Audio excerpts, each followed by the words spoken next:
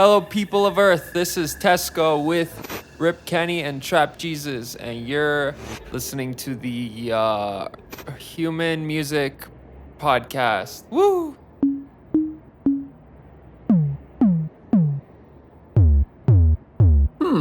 Human Music Podcast. I like it. Hey, humans! What's up, everybody? It's the Human Music Podcast. Hey. Bam, bam, bam, bam. Hit that air horn, because we're humans and that's what we like best. Have y'all used a rave horn in your music? Not once. Only for shits. Like I've never used them moderately. It's always been like 20 air horns. Like, let's see if we can make a song with just air horns. Challenge for the podcast. Fucking. That could be a good episode. Make a song only out of rave horns. I don't know if y'all listeners have noticed this, but we've come up with a lot of challenges and have delivered on 0 of them. No, don't tell them. No, they're on our exclusive Patreon for $197 a month. You could watch us make all the popular hits from air horns only. Okay, well, now you've done it. Now you've I've spoken into existence. You've pulled the veil back. People have seen that we have been very, very thinly promised on the delivery of our fucking challenges. Maybe we should actually do one. We're challenged, man. Actually, not true. We did have one challenge that was do that bleep bloop thing, and I actually tried it. True. Okay, you got us there. You come up with the challenges usually, and so far you are the only one of the 3 of us that has done anything about them. So I will give you that. Points. Damn, called out.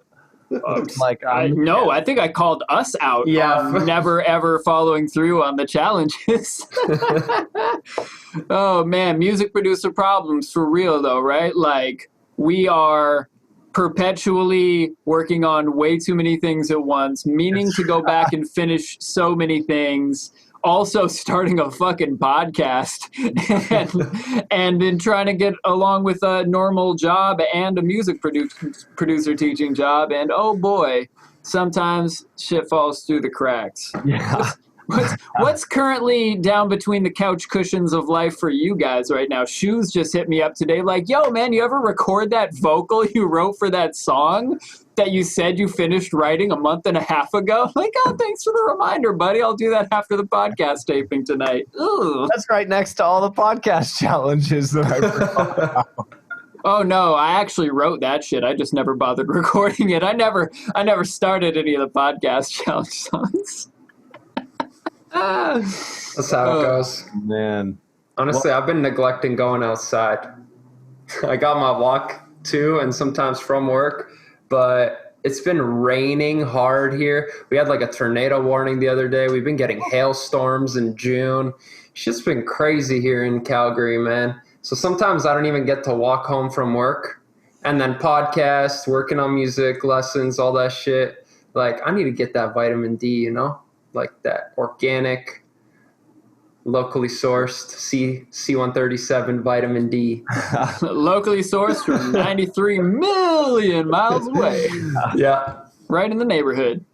Didn't even have to leave the solar system for it. Man, it's so hard. It feels like even with that, there's so much shit that gets left on the back burner. Like, I feel like you have to actively push things into the couch cushion and shift up your priorities every once in a while. Otherwise, yeah, it's just never going to happen. There's never an end goal. There's a few projects that I've got going on, like, you know, ongoing ventures with people that they kind of fell off. And I was like, oh, thank God. I'm not going to mention it until they do. Because when they're ready, maybe I'll have a sliver of time to give them. But as long as they're not mentioning it, I'm going to go work on other shit. Yep. Yeah, that's real. All like we were talking about last week, like if you want to be in flow state working on music, like there's a lot of shit you gotta let sit between the couch cushions. And then if it's important, someone will probably remind you. Like, damn. Thanks, Shoes. Appreciate you, buddy. It's weird to think of it like that, but it is kind of a ruthless strategy to be like hyper productive. Is like all of the stuff that matters will resurface in your life one way or another. Like maybe it's you didn't pay your taxes and the IRS is like, yo, homie, you didn't pay your taxes. You're like, well, I intentionally didn't do that for 10 years so I could write more music, and now I have the money to pay it. Here you guys. Like, the important shit's going to come back around. Some are going to be worse than others. Most are probably going to be someone like, hey, did you ever do that? And you're like, no, but I will. Definitely not. Now that it's important, now that it's really important, I'll do it. Yeah, it rings true with that, like, I want to say, like, savage advice of, like, when people ask you, like, how do I get more time to do music, or how do I get the time to work out, or it's just like, well, you take some shit, you make a pros and cons list, you take some shit, and you say, well, it's been a good ride, I can't do this no more, and then you take that time and you allocate it to something else, and that's just the way it is. Savagely prioritize. It is savage sometimes, because you got to push things aside in your life to make that time, because everybody's got the same 24 hours and you can only neglect sleep for so long. So, you know, if you really want to make something happen, you have to, like, reorganize your priority list and make sure you're hitting the stuff you want to do higher up in that priority list, because there's no guarantee, especially if you're working a job, you know, you come home, you might knock off one or two things, and some days you got the willpower to keep going, some days you're just totally done for the day, and it's what it is. It's true. Burnout is real, and it's funny how the day-to-day burnout is like semi-unpredictable. Mm-hmm. Oh, like maybe you polished a bottle of wine off by yourself, or maybe 2 bottles of wine with a significant other. That happens frequently. And then you wake up the next day and you're like, fuck, I'm kind of sluggish this morning. Was it the wine, or is it just like I'm on an off day? You know, it's like that kind of shit like weighs on you, like the guilt of unproductiveness, like it weighs on you. But it's also, like I said, very unpredictable. Some days I get 8 hours of sleep, 9 hours of sleep. I fucking came prepared. I went to bed at 9:30, motherfucker. I'm waking up at 6 a.m., 8.5 hours of sleep, and I'm gonna fucking destroy this day. And then it's 2 p.m. and I'm like, fuck, I didn't get one thing that was super important to get done today. What the fuck happened? I got all the sleep in the world, and I've just been feeling like a turd all day. I don't get it, you know?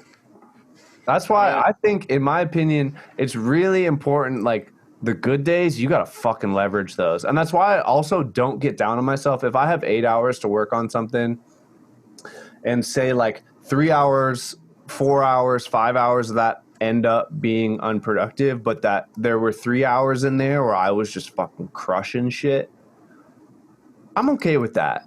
You know, because it's tough to be 100% productive all of the time. It's almost impossible, right? But you got to understand, at least it's the same thing with like working at like a fucking soul suck job. Probably 1 hour out of that 8 hours where you're sitting at your desk was like really productive. Like you got like 90% of the shit done that day that you needed to get done, that was on your to-do list, that people were expecting of you in 1 hour. You know? Oh, I know. Yeah, bodies are weird, man. I've learned so much about myself since I started living alone. I feel like, I don't know if some of the stuff I just had, like, family around and my and like dogs, and my attention was diverted to multiple places, so I didn't think about some stuff. I didn't think about certain things as much as I do now. But now I feel like sometimes I can't even tell if I'm run down or if I'm getting sick or whatever, or if I'm just overthinking these things because they're so mild. But then I'm also like, well, your human meat suit is literally this like 24-hour-a-day machine till you croak that's fighting off all these bacteria and doing all these processes and digesting food, like, yeah, food, thinking, creating waste. Well, I said digestion, but whatever. It's doing all these things. It's pumping your blood. It's whatever. It expends a lot of energy is my main point. And I feel like I either underestimated that as a kid, or my body is notably deteriorated since, because I'm like you said, sometimes you come home and you're like, man, I was so pumped up 2 hours ago when I was at work, but now I just came home and like I am useless. Yeah, that is such a thing. Like, so my job in my previous life as a robot was now he's a human. Now I'm a human again with the rest of you humans. And so my schedule was I had to be at work at 6, but I was off at 3.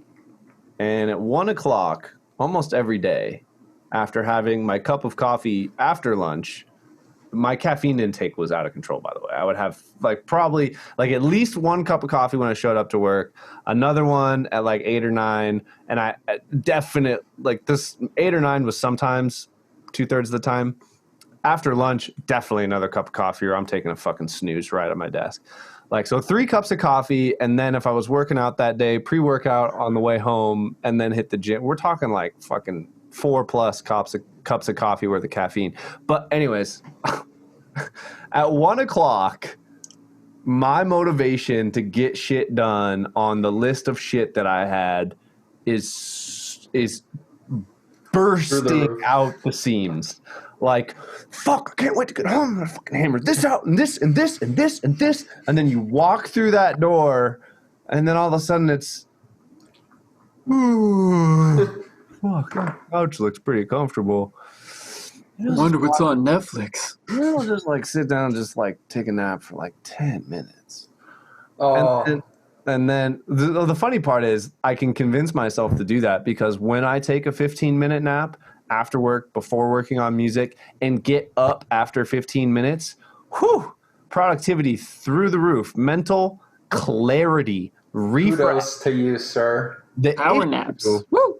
The issue is that to hold yourself to that, to get up and actually sit down at the desk and start working after 15 minutes is really tough.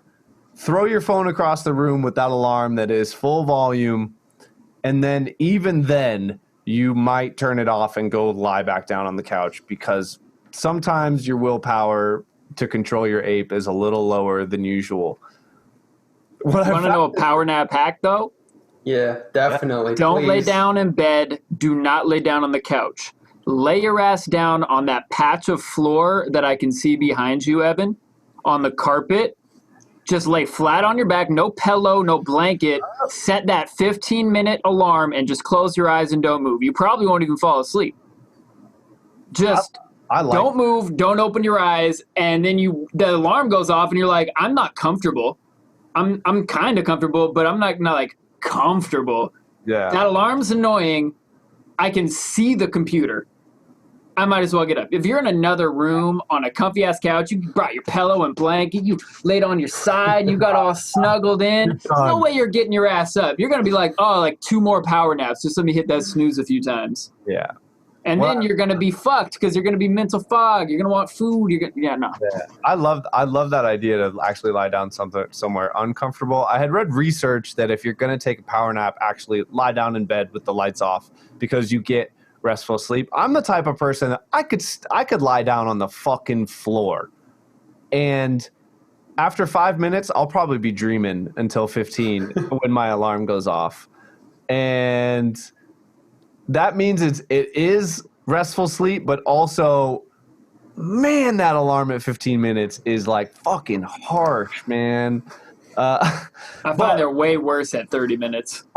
Yeah, no, I was experimenting for a while. I found that 22 minutes was a sweet spot, but also the margin of error at 22 minutes for me. Snoozing was worse. So between 12 and 15 is not lucid enough that I can force myself to get up and pretty consistently continue working on something. What I found is if I put my phone on the desk in front of my computer with the alarm, and then I'm not sitting where I can reach. I have to walk over and basically sit down at my computer with my phone to turn it off.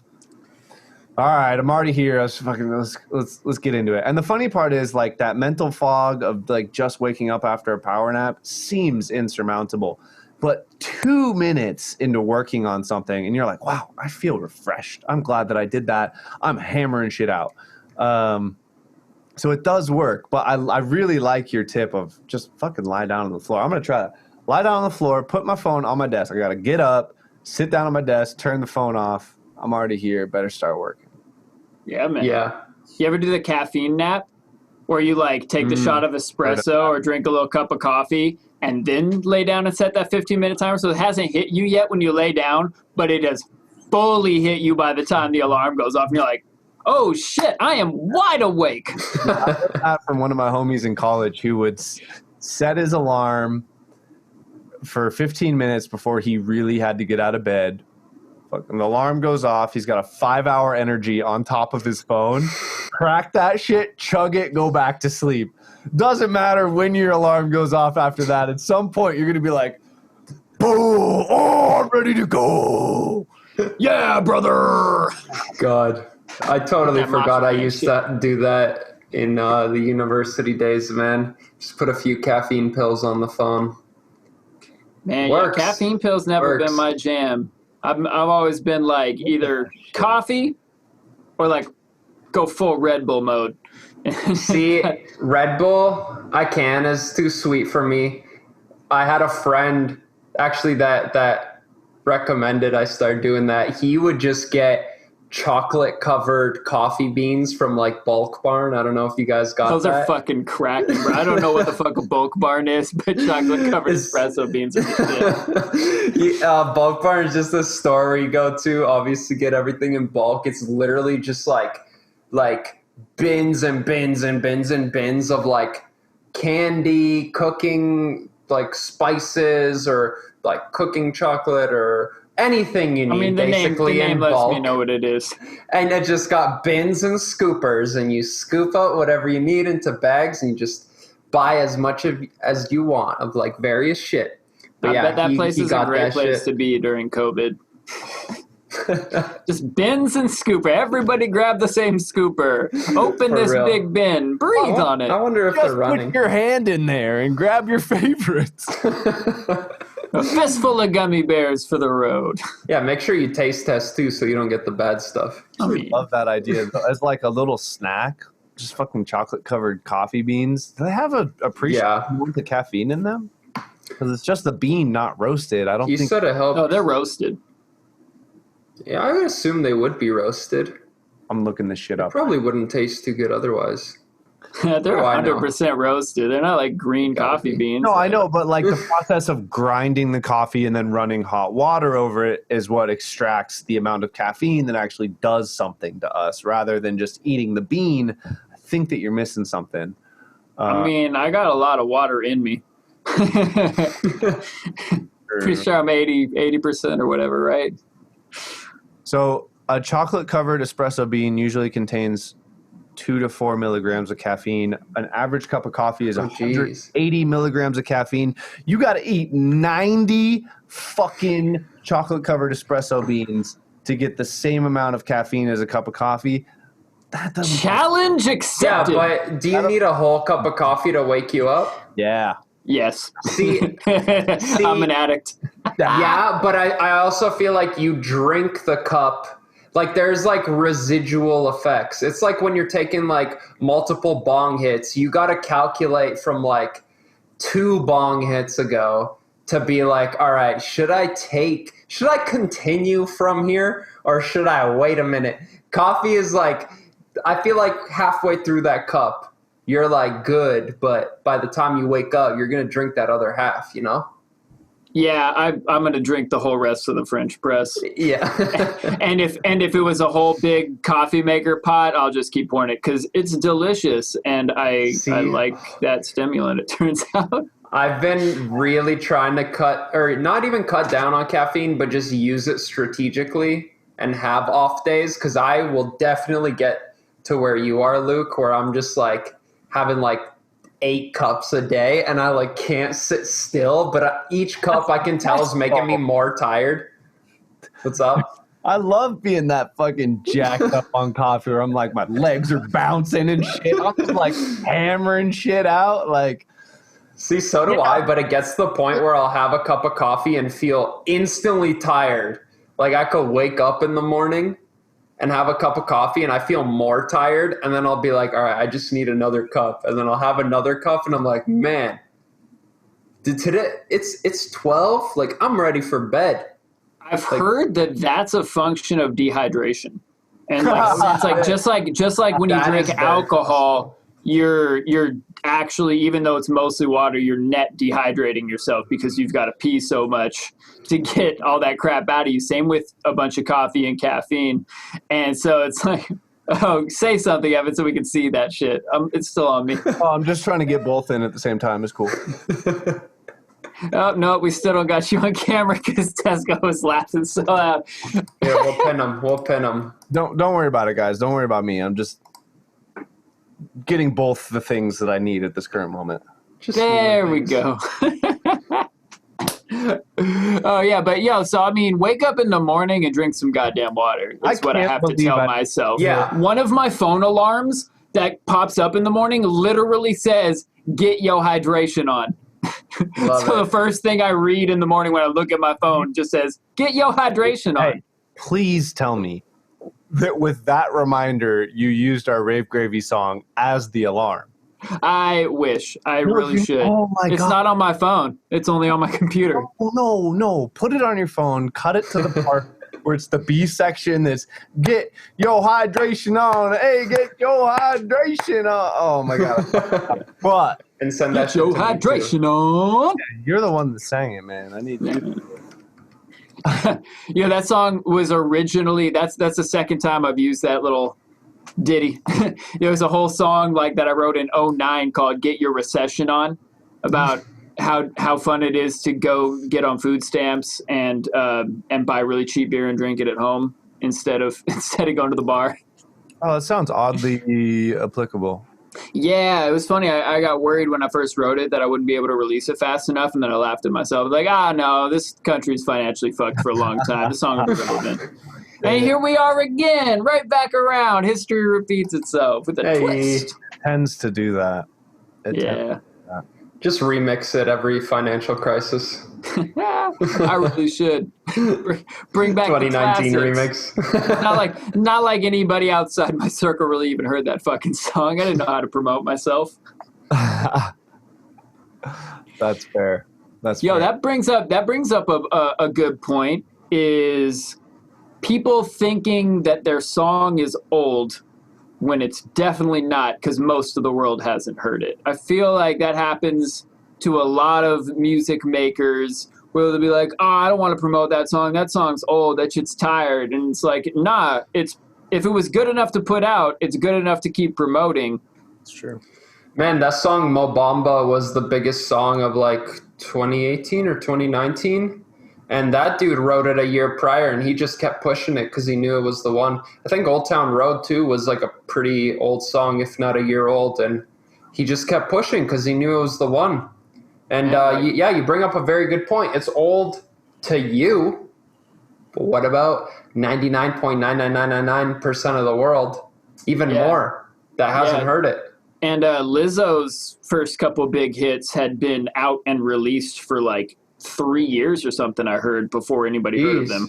I even heard whatever that first one was that blew up. Its name I'm totally blanking on right now. But I heard that one like on Spotify Discover Weekly like 6 months or something before I heard of Lizzo a second time when that song really blew up. I was like, oh, I should follow this artist. She's pretty good. And then all of a sudden, but then I found out, I was like, oh, I guess I got in a little early on that. Turns out, no, that song had been out for like 2.5 years before I even heard it. And same with Macklemore, that his second number one, Can't Hold Us. Because the city can't hold us. That shit had been out. It had been released. It was like they sent it out to the whole email list for free. They were performing it at shows for like over 2 years before it got re-released as a single and went number one. And they just knew that shit was dope. And they kept writing songs. They kept releasing songs, but they kept pushing that one. And then they're like, oh, it's catching on. Let's make a dope video. The amount of songs TikTok has blown up recently too is crazy. Some of those songs are like charting or recharting now, and it's like those kids didn't grow up in that generation, or some of them might have, but it was maybe like they were in 4th grade, and then 4 years later in 8th grade they came across and they're like, oh, let me make a little dance to that. Bam, goes viral, and now is like the hottest song since it came out. Crazy to think about. Yeah, so TikTok's spying on us even more than the other apps all are. Well, it's funded by the Communist Party of China. So is every Chinese business, though, right? They're all pretty much tied to. That's fair enough. I had been diving further into the TikTok as the devil depths after reading a Reddit post from some guy who reverse engineered their algorithm. And basically said, they're stealing a lot of important data that they're not telling you about, up to maybe including your GPS location if you've tagged a post at a certain place or stuff like that. And then I also read another article today, actually, that was like, I wish some of these people that had evidence against TikTok had stuff to back it up, because the one real report that everyone cites about TikTok apparently was mainly focused on the fact that the Chinese government and like that China is not to be trusted and this company is from China, and that they didn't have a bunch of real evidence. And then this Reddit guy that reverse engineered their algorithm, everyone's like, holy shit, dude, this is such a revelation. Like, show us your data. He's like, oh, my hard drive. Like, no. Like, I can't recover any of it. I'm like, what? What? Someone show your work. I need receipts. Motherfucker, this is a math test. Show me what you got. You ain't showing me the fucking equations. You didn't get there. I don't know. Like, that's very sketchy. I fully believe that TikTok, based on their own company's responses of being shady, they won't tell you where their headquarters are, or it always changes. They have like very like they're just like, God, if they were honest about all this shit, like, it would be so much easier. But they're just kind of a shell game, And so it's like, I don't know who to trust, especially in the age of misinformation and fucking China is the devil. Do I believe the sentiment from all these other tech giants like Reddit and Facebook who say TikTok is the devil when it's in their best interest to say so? And then the most damning information against them is also completely, there's no data to back it up. Like, fuck, can someone please figure this shit out and let me know? I would like to know whether or not I'm damaging my own ability to fucking function as a normal human in society by having TikTok on my phone. I need to know. I mean, I wouldn't trust like Facebook, or Instagram, which is an extension of Facebook, or Google, or any of these other companies, just as much as I don't trust TikTok. Like, if Facebook and Google have an agenda, why would TikTok not? I don't know. I don't know what it is. Like, I don't know if it's legit, like TikTok is bad enough that like all the underground rumors about how shitty it is are true, or if it's just like so millennial Gen Z focus and it's like so viral inducing that people just have to assume that since it's from China, it's got some fucking thinly veiled guise of being much worse than these other people. I mean, Facebook is not a good organization with your data in any shape or fashion, but we don't really talk about that.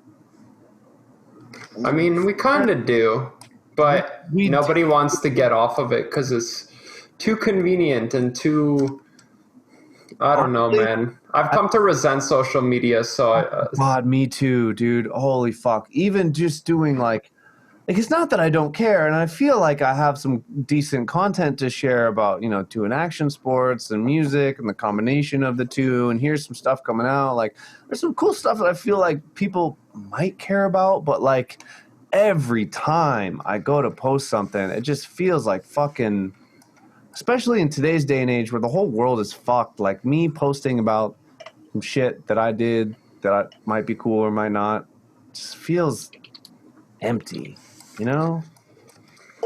Yeah, and I think it's hard because you have to tread this line of like being up to date with the news and wanting to catch up with other people and, promote your own stuff and blah, blah, blah. But definitely and we've talked about information diet or media diet last time, but definitely whatever you expose yourself to is how you start thinking. And if you want to be a music producer, listen to music producers as often as you can. If you want to be an entrepreneur, take in as much of that material as you can.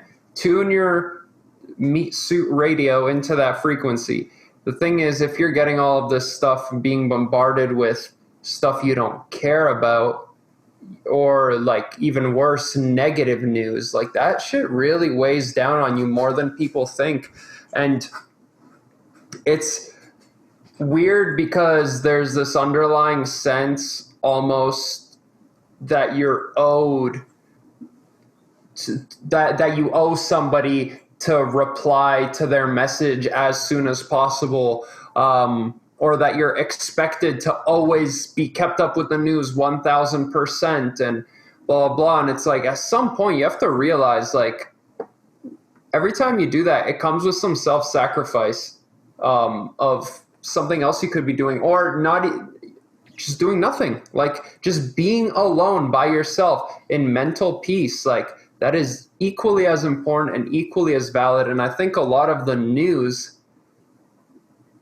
is just irrelevant to a huge majority of us.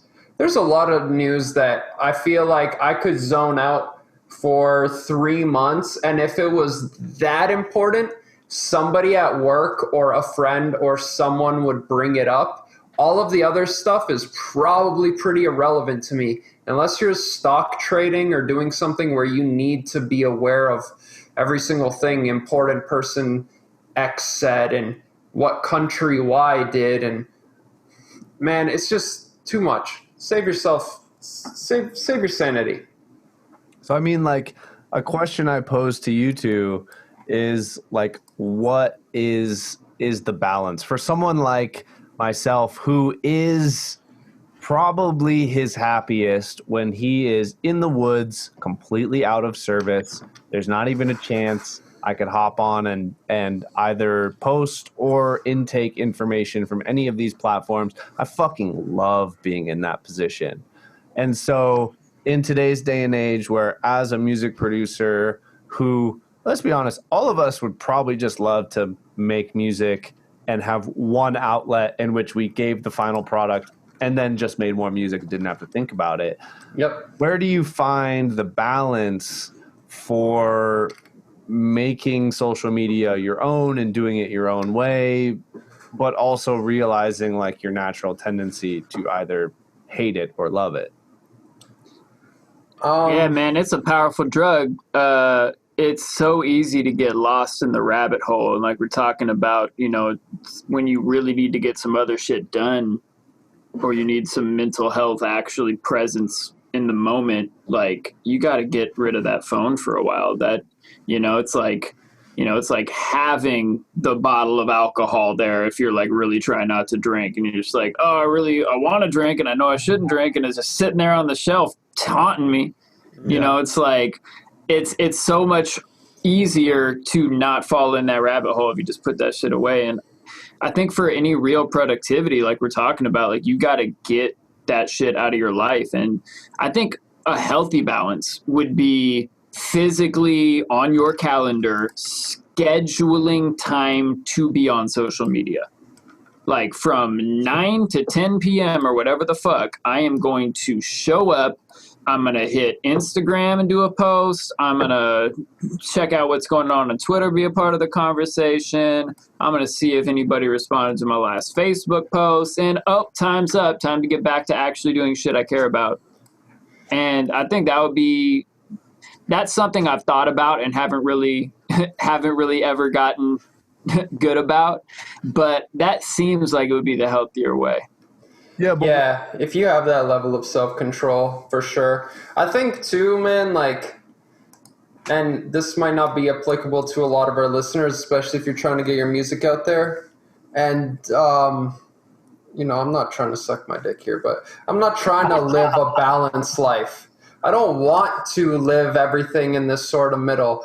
I want extreme results, and with that comes extreme action. And for me personally, I've decided, you know, I can't keep feeling accountable to like having to reply ASAP and having to, you know, post regularly. Like if I have something to post, I will. If I'm in a phase where I'm growing my brand, then you make that a priority. But all of the pointless shit, like replying to unnecessary DMs or you scrolling through your feed, especially like even DMs, like it's good to connect with people if you're not feeling drained from that. But when you're just scrolling or like every notification is catching your eye and like bringing you back to the app, like I think that's really, really bad for you. And I think every time you tune in, you're taking away 5% of your focus that would have been spread across the rest of the day, and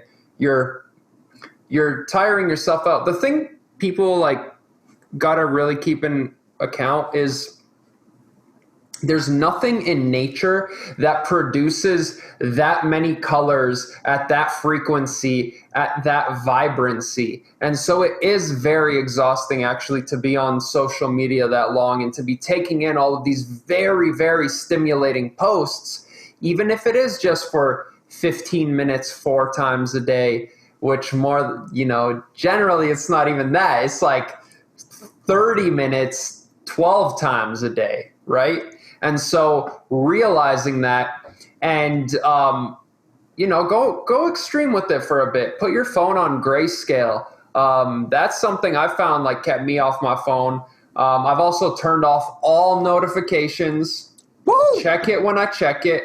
No, like, I think maybe I have it turned on for, I don't even know if I do, man. To be honest, I know you can get super hyper specific. I feel like an Instagram notification might pop on here and there, but it's like I haven't seen one in a while. Like my DMs are off, my comments are off, my new followers especially are off, my blah blah blah is doing a live video, that's off. Like everything you can think of, because the thing is that live video is going to be up for 24 hours. You know, if you really want to see that post, hit the little bell icon on their profile. The DM can wait. Anybody that urgently needs you is going to hit your line. They got your number. Everything else, man, like putting yourself at the task at hand and realizing that this is a very new technology to us and we're meant to physically interact with the world, be out in nature, be focused on one task at a time. Like training your brain to do all of those things well again in a society that is starting to lose value in that, I think will keep you sane as a human being and help negate some of that like depression and anxiety and blah, blah from just like the wear and tear of everyday life. Yeah, dude, turning off my notifications on my phone, or like even the notifications still like visually come up maybe, but like turning off the sounds. Yes. So that if I don't pick up my phone, I don't think to pick up my phone when I'm not thinking about picking up my phone. Like that changed my life. I did that a few years back and I've never gone back. Every time I get a new phone, like the first thing I do is like, all right, how do I turn the notification sounds off on this device. That blows my mind that people use whatever, like ringtones and beeps and bloops and shit. Like my shit's been on silent the last like 3-4 years, and it is the best thing ever. And it's always upside down. It's always like out of sight unless it's needed at the time. And I'm not saying I'm perfect with it. I still feel like with all these extreme precautions, it still takes more of my energy. Like iPhone sends those notifications like you've been on your phone 2 hours this week. Like that's 40% less than last week. Or you've been up 30% since last week. And man, like I'll get like you've been on your phone 2-3 hours today. And I'm like, Jesus, what could I have done with those 2-3 hours? Like, I feel like that's a lot, and I know there's people on it for 6 to 8, and there's nothing wrong with that. If you need to be on it, that's cool.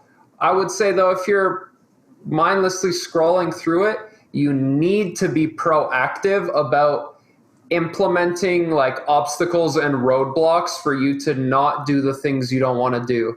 That's been a huge lesson in my life, is just realizing, like you said, with the naps or anything, put obstacles in your way to not do the things that you shouldn't do, because we're all pieces of shit inside when our willpower is out the window. And so if you make it super easy for you to plug in, you got your little comfy spot where you can plug in your phone and your Doritos bowl is right there. It's like, man, first thing when you come home from work, that place is looking super comfy. You're going to sit there. Your phone's never going to run out. You got all the stimulation and junk food you need. Like, you can't be doing that. You got to be thinking on that level of, how do I make my life willingly harder? And then you adjust to that. And then that becomes your new norm. And then you think, all right, how do I make it a bit harder? And that healthy pressure and stress upon yourself that you bring upon yourself is exactly what you need to continue to grow and move into a positive direction. Yeah, I fully agree with you guys, and like implement the exact same things on the intake of social media. I want to know how you balance your upload to social media in an age in which any successful person in the public eye, producer, DJ, you name it, has very consistent social media presence. And for someone like myself, who and all of us who obviously all agreed that we're happier if it never even fucking existed, you gotta upload at least. Like, I can't remember the last time I spent fucking 20 minutes just mindlessly scrolling through my feed. But I do stress out and think about, fuck, like, I haven't posted in 2 weeks or some shit, especially nowadays where it's like, fucking, I probably took like a 3-month break from posting anything. Like, how do you find a balance there? Like, what is necessary? I mean, I don't think any of us will really ever know, but batching, bro. That's like goes right along with scheduling. Like scheduling time to deal with your social media. You can schedule the time to schedule out social media posts. Come up with a bunch of posts one afternoon, schedule them all for the next week or two, and then go back to your real life.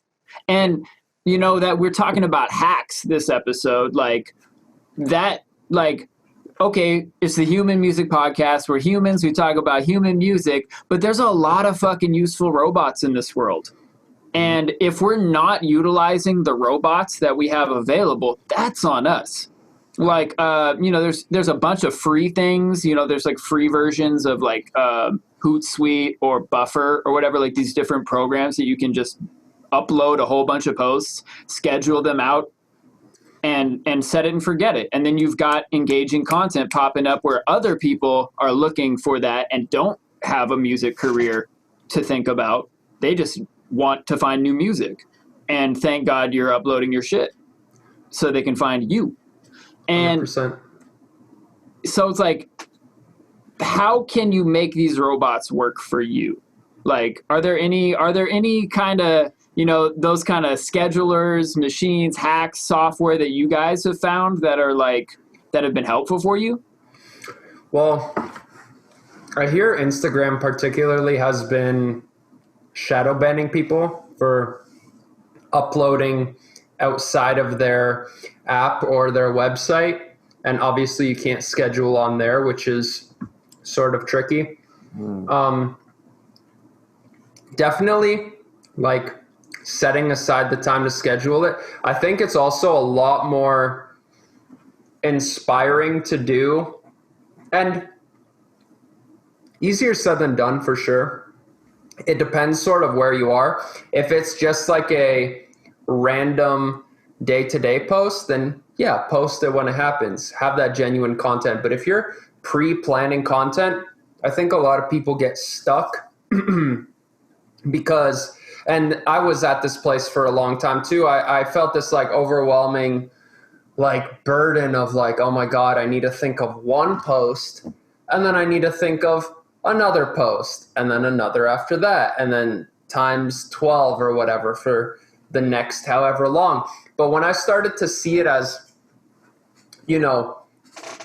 this post is a part of a story that leads into this post, which is a part of a story that leads into this post. Same with your music, whether it's your songs or your projects or whatever, when you start to see them as chronological pieces in this story, you can actually like take 10 steps back and look with this insight and be like, oh, okay, this doesn't need to be this crazy, like thought out post here that tells people all the things. I'm going to talk about this thing next week. So I'm going to just briefly touch up on that this week. And then week 3, I'm going to talk about something different and how week 1 and 2 relate to that, and when you're coming up with these posts in advance, you have that luxury of just type out your long caption or make your 6 photos all at once or whatever. And then you could chunk that off even further. And now you can make this one, 7-sentence caption into 7 different posts. Yeah. Similar to that, I've heard like of bands that would they'd play one show, hire a photographer to be there for that show and give them a batch. So maybe they get like 50 sick photos that they like out of the however many hundreds that got flicked. And then you just schedule those posts out to drop like once a day from that one show. You got all these different, here's one of the drummer, here's one of the guitar player, here's one of all of us, here's one of the singer right up on the mic, here's one of the crowd. And the point of this social media is it's like brand recognition. It's the people that already cared enough to hit follow get to see you again and again, and you stay in their minds. And that that brings us to, so that, kind of closes up like batching and, getting, more mileage out of one thing. Like you said, I love that. If you've got a whole, paragraph to post one sentence at a time as a little text picture. And then somebody can see this whole thing go on when they hit your profile. That's dope, but what's the strategy and what's the point behind your posting is another good, thing to think about. Do you have a release coming? Well, then all your posts should be that the release is coming. Is the release out? Then you should make a bunch of posts that the release is out. Are you kicking it and on vacation and just show people that you're a real human and hang out at the beach sometimes? Not that this is the best era to do that. Secluded beach. Yeah, secret beach. Yeah, no, I agree with you. And I definitely, the Instagram scheduling or just post scheduling in general is something I've hopped on recently and found really helpful. So it doesn't take away the stress of having to plan out coherent, relevant content. But do you guys think there'll ever be a day in today's society in which someone could be successful and not have social media accounts? There are people currently. Like who? I don't know. Were any of them successful, not successful before social media? Like Jay-Z doesn't need to be on Facebook telling people to listen to Jay-Z songs because he's been famous for 24 years. Mm-hmm. You know, There's like the odd person that blows off it. But the thing is too, not to think of it as like do I need it? You don't need anything besides the music. The thing is, you know, some people play the lotto once and win. Some people play a lifetime and never win. And the lotto's maybe not the best example, but the thing is, how much are you willing to sacrifice to increase that chance of you getting quote unquote lucky? Like, if you never quit, there is still a chance that you will never make anything of yourself in the industry that you want to be a part of. But the more you invest, the more you put into it, the bigger your slice of wheel in the spinning wheel of life gets, and the bigger your chances of something landing on it are. And so you have to think of each post as potentially gaining you one new fan, best case, zero fans, worst case, and anything more than that is just like a cherry on top. It is a slow game. You need to be thinking of it that way and not expecting like any one post to blow you up, because it's the post that you don't think that'll blow you up that will blow you up. that seems to be true. Like, you know, there's True with songs. Yeah, I mean that leads to some good things too. Like, you know, what we're talking about strategy, like I think most musicians' strategies are terrible. I know I have definitely been in that camp, and I finally started to realize like, oh, maybe I should go like study people who are doing this well, successfully, and figure out what they did and try and find out why the fuck that even worked. Because there's so much bullshit. And, you know, like people forget about the whole business side of the music business. And like, I make music and then I like tag 99 people on a Facebook post. And, like, everybody listen to my shit. And they're like, who are you again? And then they're like, unsubscribe. I don't care. I don't want to be here. And so it's like, what's the strategy? Like, I was hearing this thing, Indiepreneur, Indiepreneur.io is a website. I was checking out their intro course called the Buddy System. And in the Buddy System, they teach you, like, basically there are clear steps when you're meeting a human that get you like closer and closer to that person towards a friendship or a relationship of any type. And if you skip steps when meeting people, that is assault. You know, like whether it's just like emotional verbal assault or getting past that, like, you don't want to skip the steps. But online, so many musicians try to skip all the steps, and it's like, hey, person I don't know, support me, listen to my shit, take time out of your day, give me money. Where it's like, wait, why? But why do they care? Why they don't care?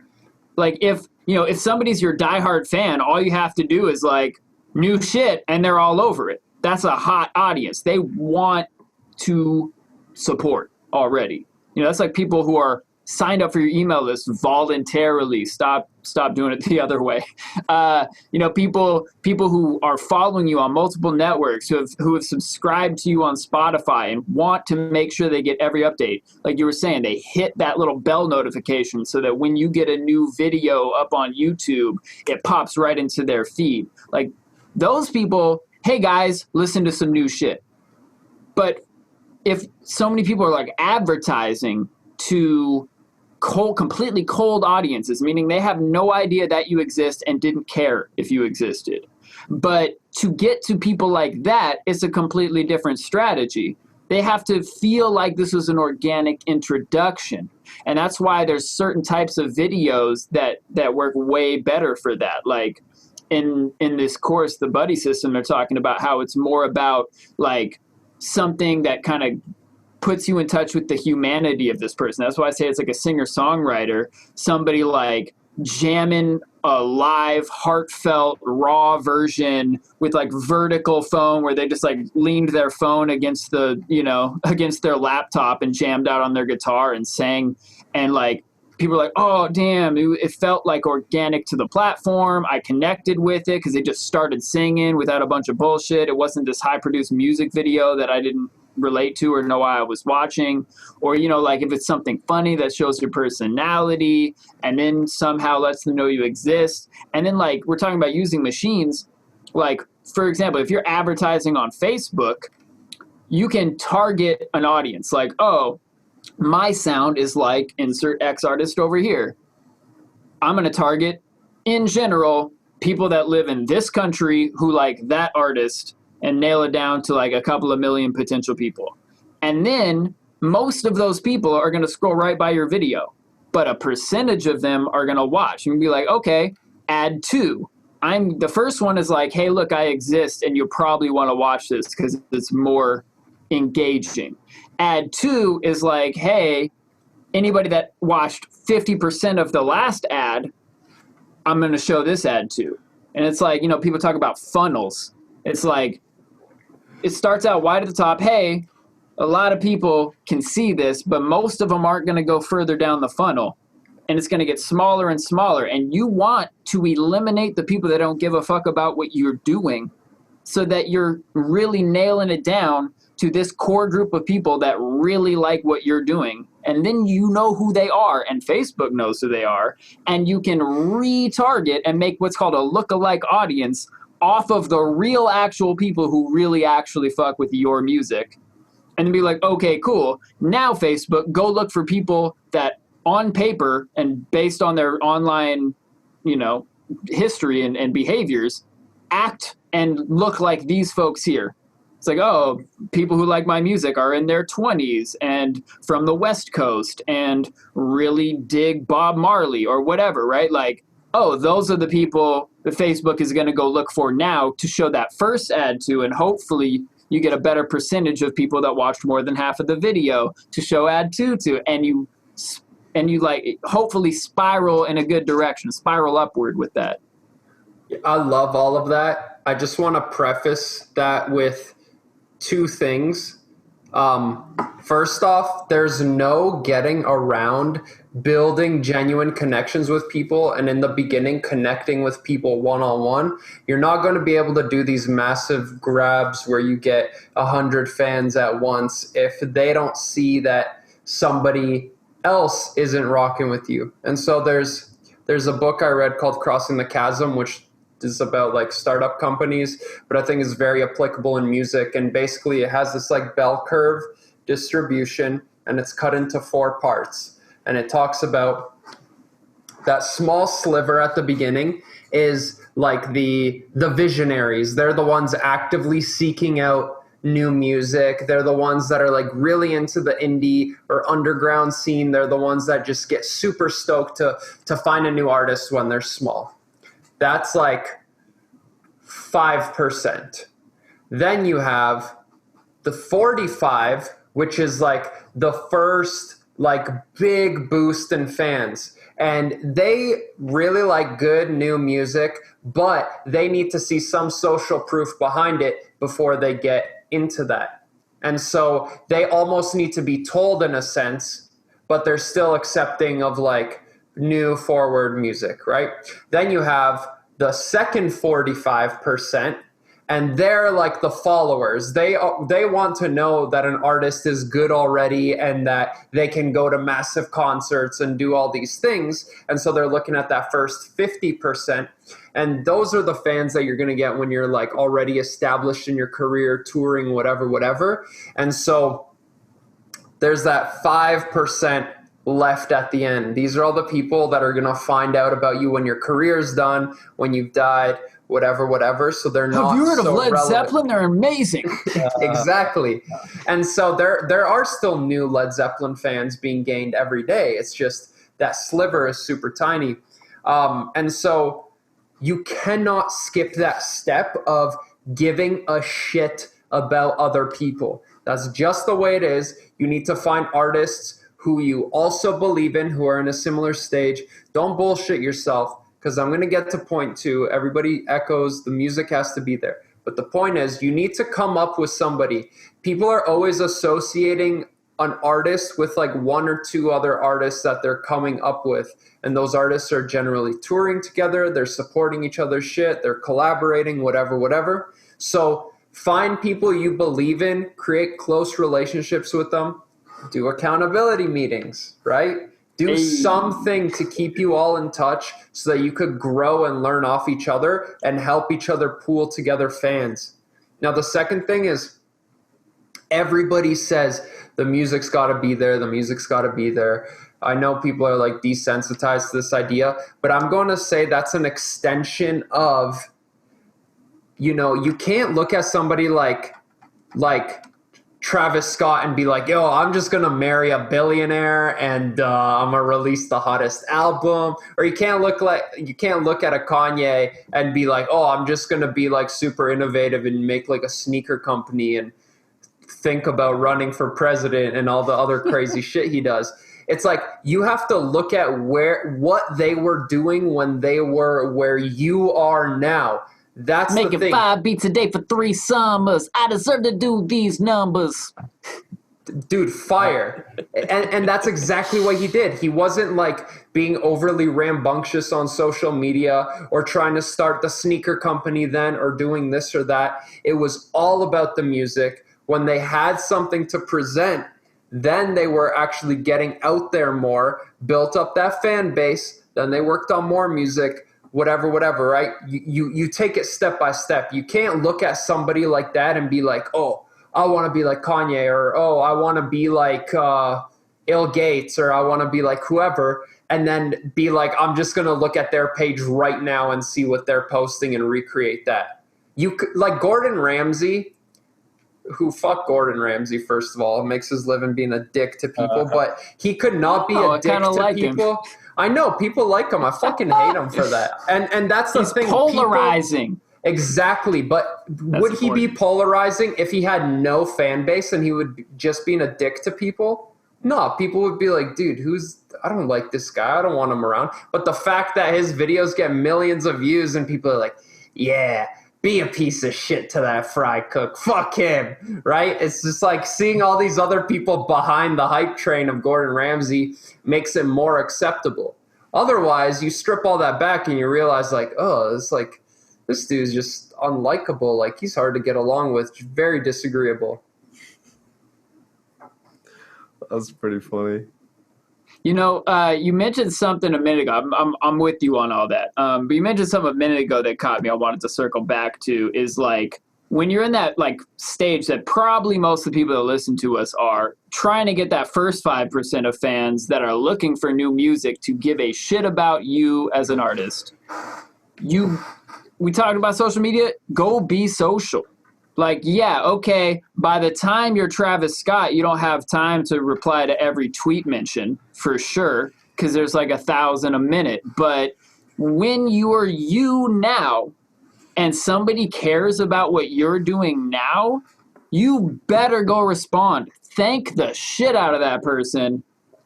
Send them a DM, like, ask them if you can help them out or if they want anything, like, speaking of which, new podcast here, guys. If you guys have any comments or things we need to cover on the show, definitely let us know because we will. We're here for you. If you're listening to this right now, we are here for you. We fucking love you. Thanks for paying attention. And that's exactly what I'm talking about. Like, if you hit us up on SoundCloud DMs with a question, I will personally answer that question right now. I will bring it up to the guys on the podcast. That's what half of last week's episode was, and that's the point. Like my homie Sizz from iStandard and Bounce Gang, he says, y'all all want to be on social media, but you don't want to be social. Like, show up. There's people there. That's the whole point. Just putting your shit out there and being like, yo, I did shit is one phase of it. But if people comment or share it or like it, holler at those people. If you post something on your Facebook business page and somebody reacts at all, even if it's the angry face emoji, they're now on a list where you can click through and invite them to like your page. You know, like, least you could do.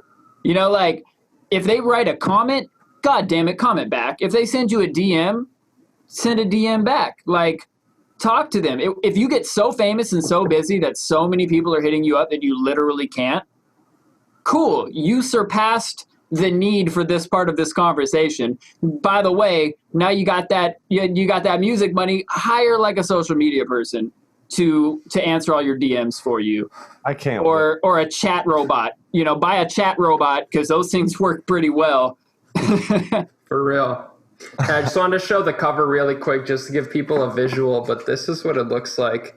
And that's sort of that initial first part. We can ignore that because they were talking about investors, but this is your initial fan base that you really need to be building those personal connections with, and not only having them engage with your life and care about you, but you also really need to care about them and know who they are and why they like your music for what it is. And you need to be replying to their comments and their DMs when they message you, because Amen. this group is looking at this group for social proof. This group gets off on finding you. For anybody who is listening to this on audio version, it's a callback to when he talked about the book called Crossing the Chasm, about the bell curve of fans that come in early, and there's a picture of that bell curve, and there is a chasm between like the early adopters and that next 45% of people that come in once they're social proof. But I'm gonna disagree with you slightly on a point. You said ignore that first little slice. There's a very thin slice at the very beginning that apparently just comes about investors. That is you. You are the investor. Invest the shit out of your time if you don't have money. If you have any money to put behind your music career, God damn it, invest that. I mean, you already bought a laptop. You bought Ableton or some shit. You bought some sample packs. Awesome. Good start. Once you got some music out, invest in a distribution company. Once you got distribution, invest in marketing. If you don't have the money to put behind any marketing at all or any strategy to your music, you are throwing it into the void. You are peeing in the ocean, and not even like a big pee, just like a little trickle. You didn't really have to go. Like, you know, like, I think it would be better to like sit on the music for a minute until you had like a little stack of releases to put out, and like during that time specifically save small frequent amounts of money where you can set aside, even if you're setting aside like $5 a week, that's just going to add up to something you can start. And I encourage you to find more money than that. Like, you know, did you really need that beer at the bar after work, or could you just drink a water with your homies? Did you even need to go to happy hour, or could you have gone straight home and made music after work? Like, did you need to buy lunch for $20, or could you have packed it from shit you already bought at the grocery store? Like, rethink how you use your money and think about like, what's my real goal in life? Is my goal to have the money so I can spend it on shit that goes away today? Or is my goal to invest in myself and my music business and my life that I want to lead?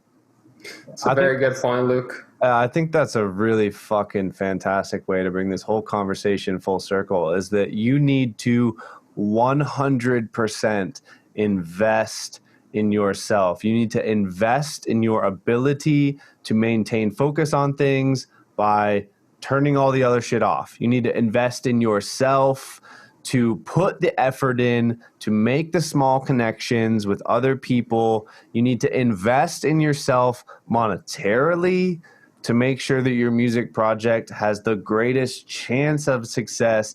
You need to do all of the things that take invested effort in order to make this shit work. So I love that point.